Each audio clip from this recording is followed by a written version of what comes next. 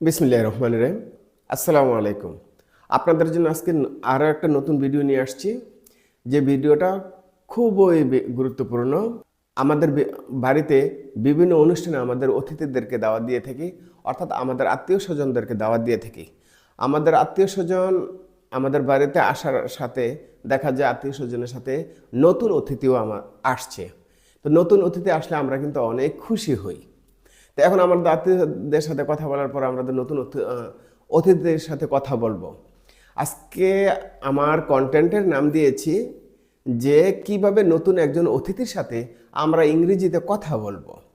তো এখন অতিথির সাথে আমরা যখন কথা শুরু করব, অবশ্যই সালাম দিয়ে কথা বলা শুরু করব। তা আপনি বলতে পারেন আসসালামু আলাইকুম, আপনি এও বলতে পারেন গুড মর্নিং, অর্থাৎ শুভ সকাল, গুড আফটারনুন, গুড ইভিনিং, অর্থাৎ শুভ সন্ধ্যা। এগুলো বলার পর আপনি কিন্তু আপনার হাতটা বাড়িয়ে দিতে পারেন, হ্যান্ডশেক করতে পারেন। আপনি আপনার নাম বলতে পারেন, যেমন my name is Ali Hossain, your name is, অর্থাৎ আপনার নাম বলে আপনি ওনার নাম জানতে চেয়েছেন। তো আপনার অতিথি কি বলবে? উনি বলবে ওয়ালাইকুম আসসালাম, অথবা আপনি যেহেতু বলছেন গুড মর্নিং, তো উনিও বলবে গুড মর্নিং। আপনি যেহেতু বলছেন গুড আফটারনুন, উনিও বলবে গুড আফটারনুন। আপনি যেহেতু বলছেন গুড ইভিনিং, উনিও বলবে গুড ইভিনিং। তো এখন উনি ওনার নাম বলবে, তো উনি হয়তো ওনার নামটা এইভাবে বলবে, my name is Salman Asad, অর্থাৎ উনি ওনার নাম বলছে সালমান আসাদ। ওনার নাম বলার পর আপনার কাজটা কি?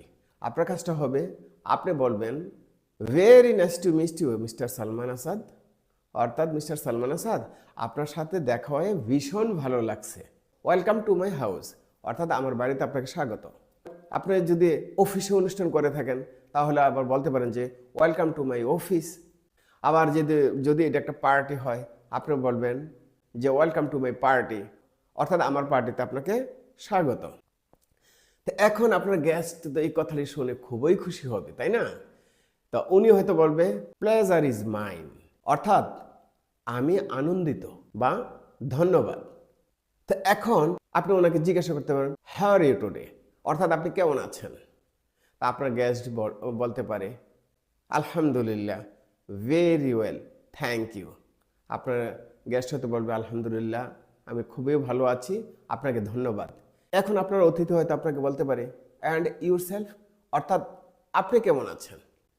আপনি বলতে পারেন যে আই এম গুড। আপনি এটাও বলতে পারেন I am fine, thank you, অর্থাৎ আমি ভালো আছি, আপনাকে ধন্যবাদ। এখন আপনি ওনাকে আরো বলতে পারেন টেক ইউর সিট প্লিজ, অর্থাৎ সিটে বসেন।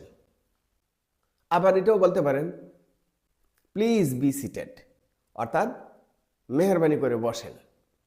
তো আপনার গেস্টে তখন আপনাকে কি বলতে পারে? শিওর, থ্যাংক ইউ, অর্থাৎ নিশ্চয়ই, আপনাকে ধন্যবাদ, আপনি ওনাকে বসতে বলছেন, উনি খুশি হয়েছে।